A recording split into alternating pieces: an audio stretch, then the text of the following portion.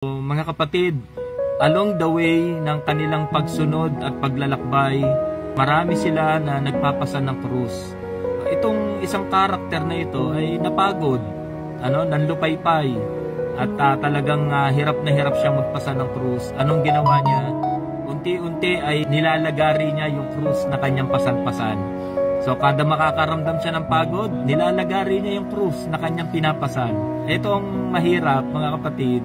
Sa dulo ng kanilang paglalakbay, merong isang malaking bangin na kanilang dadaanan.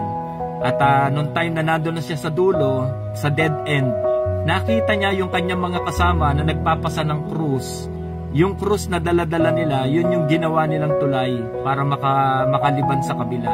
Pero dahil itong karakter na binabanggit kanina ay pinagputol-putol niya yung krus para gumaan yung kanyang pasanin, wala na siyang magawang tulay. At ayun yung isang nakakalungkot na parte, mga kapatid, kapag hindi talaga natin naunawaan na ang pagsunod sa Panginoon ay kailangan natin magpasan talaga ng hirap, at ang gusto mo lagi ay madali, pagdating sa dulo, mahihirapan talaga tayo. Kaya yung mga problemang pinapasa natin, mga kapatid, in the end, magiging tungtungan po natin yan para makaliban doon sa kabila, sa langit na bayan.